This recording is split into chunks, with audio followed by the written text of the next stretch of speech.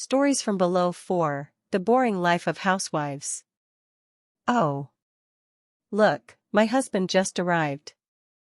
I just wonder what a hilarious story does he has this time, of whatever thing he sees on the road or at his office. What a poor little bastard.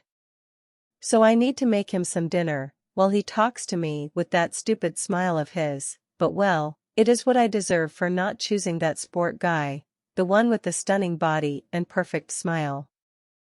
God, it doesn't matter how much time I waste with myself thinking on him, I'm never satisfied, neither with the fat bastard, at least he tries. I suppose. The good thing of these days is his paycheck, and that the bastard doesn't stays home all day, except weekends, a real torture. But when I was going to buy something at the convenience store this morning, I saw this recently married couple that moved next door. I know, because I talked to the girl, to be a good neighbor, and then, I saw him.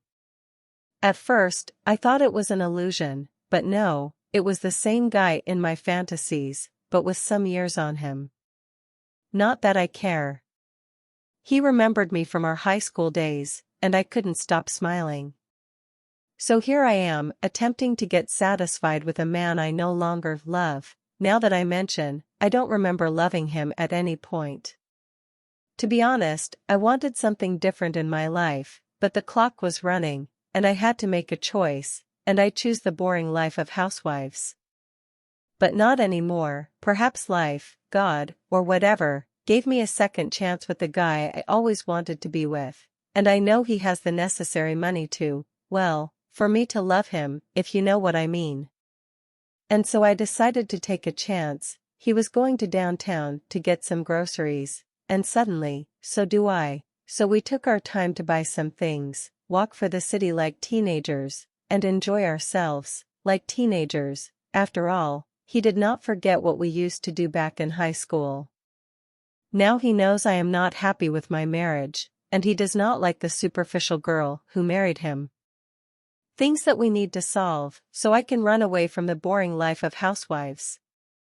I spent all the night thinking how I can tell the fat bastard that this is over, not that I care about him, God, why he can't be a little more aware of his body, of the excess of it, but in any case, tomorrow I will meet with my high school love, or should I say, my dreamed man. I'm excited to finally be satisfied. I waited all day to finally meet my future. He is supposed to talk to her little pimple, and then I will talk with the fat little bastard, and that will be it. Oh.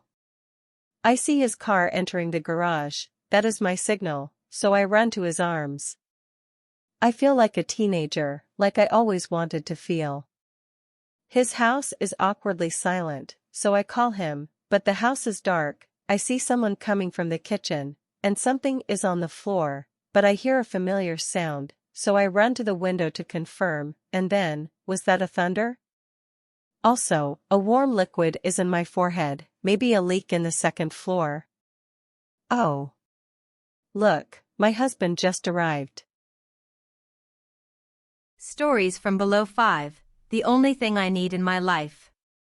There she is again, lying next to me with that stupid face. Sometimes she says she loves me with that stupid smile, but she is just a nuisance, an annoying tumor that was extracted to be in the middle of my life. I should have listened to my sister and aborted her long time ago. Now she is just a burden that leeches from me every day, but there is nothing I can do to fix that, so I wake up like every morning to go to work. The only good thing of waking up is that I can see his face once again, the man I swore I will give my everything, the light of my days. Still, every day I need to make food for someone that is being pestering me for over 10 years. What did I do to have this burden? The only moment I am free of her presence is at my job, where all the people see me with those disgusting eyes. Again, I'm asked to stay more time at the office. I just need to smile and answer with a yes even when I don't like to work extra. After all is money that I need to, avoid another trip to the court. All this misery started when I was dating her father, thinking that everything would go smoothly and happy, but then, he didn't have time for me. He stopped me to go to parties, even when I was not working or busy. Again, it was her fault. Being pregnant was the worst thing that could ever happen to me. Even when I told him and his family I did not wanted to have her, but it is also my fault. I didn't make my move on time, and here I am, living with the result of bad decisions and the money her useless father sends me. But at least my dear is with me. He is the only thing I need in my life.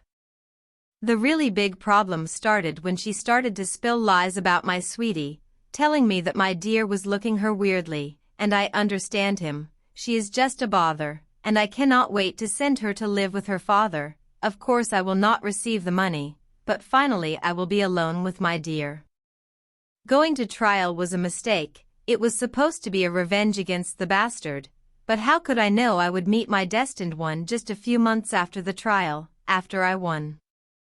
For years, I fought against the urge to smash her face in the wall, to just let her sink in the bathtub the entire night, but my love, he is a merciful person, convincing me to, at least, milk as much money I could from the father.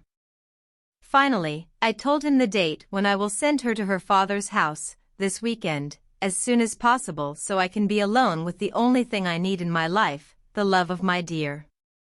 So I went to work with a smile. Everyone at the office noticed, but I didn't care. And the thing happened again, extra work, but doesn't matter, tomorrow my happy life will start.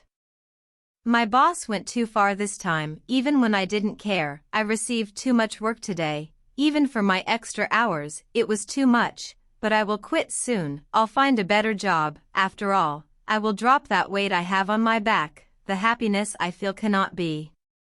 What is his car doing here? I walk through the entrance of our rented house. The car of her father is there. He was supposed to pick her up tomorrow, but it seems my luck is just getting better and better, or so I thought. I see my dear laying in the floor. Oh God! Is that blood? A pool of his blood. What is going on here? There he is, with that tumor on his lap. I had never seen him with that gloomy face, but it doesn't matter. I run to my dear's side while crying. I hear something about abuse. The bastard is saying my dear didn't keep the hands in his pockets, but I cannot hear. The only thing I need in my life is not breathing. I lost him. She took everything from me. And then, I feel something in my back, again, and again, and again. It hurts. Now I noticed the men next to her father. Oh. Right, there were other cars on the entrance. I fall to the floor, and a kid wrapped in that man's jacket get next to me. There she is again, lying next to me with that stupid face. Stories from below 6, one jump and it's over. Here it comes, the end of all of this, my rest, finally, but again, it was all just a dream. I just fell to the floor, hurting my nose. Great, another reason to be bullied on school. This is perfect. But I don't know why I'm getting too upset. I've lived like this for my entire life. Sure, I know my parents love me, and sure, I know they give me everything I need to live, but the school is something else. When you are the target of the principal's son, there is nothing you can do. Unfortunately, my friend and I cannot stay away from his grasp, because even when we try to defend ourselves from him, we will be the only one at fault. Nothing we can do, but this is the last year. We will no longer be a target. I crave the last day of school as you cannot imagine, but first we will have our school trip. Not that I like it, but my mom is excited about going to the capital, or so we thought. The place was changed at the very last minute, causing a ruckus within all the students. The reason? The principal was stealing money from the school. That, and the abuse of power against the teachers, finally reached the high spots on the town. It was like a ray of hope for everyone in the school. Finally we can face the bully. But no, life is never that easy, because he went more violent, basically causing a fight just for seeing him, and that was something I could not afford. He finally got on my nerves. In some cases, it just takes one jump, and it's over. So I beat him up, something I wanted to do since the beginning. There was no one on his side no more, but it was a mistake. Repercussions always happens. He took it against my friend, sending her to the hospital just before our trip. yet again, he went without suspicions, but it was him, he claimed in front of the school me with that pig smile. Like back in times, everyone saw the other way, and I don't blame them, it was my fault, so I will fix it, eventually. Lastly, and the promise I made to myself, I will wait for her to be better and confess, or not. The beat-up was too much for her, she died, thanks to my incapability of taking action sooner. That week was too much for me. I remembered her swollen face as well as her smiling face, both of them watching at me with accusatory eyes. Forgive me. It was my fault, but soon I'll fix it, as I told her so many times. Sometimes it's just one jump, and it's over. The school trip was to one of those buildings in downtown. I do not want to go, but I have to. For her, I have to, and here I am, watching the sky on the 15th floor. I imagine the breeze in my face is that touch from her that I never received for being so coward. I beat up a guy for tormenting us so many years, and yet I never had the guts to ask her out. I miss her so much. And now, here I am, standing on the window. I just pushed the pig down. I don't remember if he made a sound at his arrival. To be honest, I'm just wondering if I will make a sound, or if she will be waiting for me on the other side. I thought of turning my head, keep on living, but she is not there. She will not be with me, and I am too coward, but I jump, the floor coming faster to me. I heard something, probably from the other people on the building, but here it comes, the end of all of this, my rest, finally.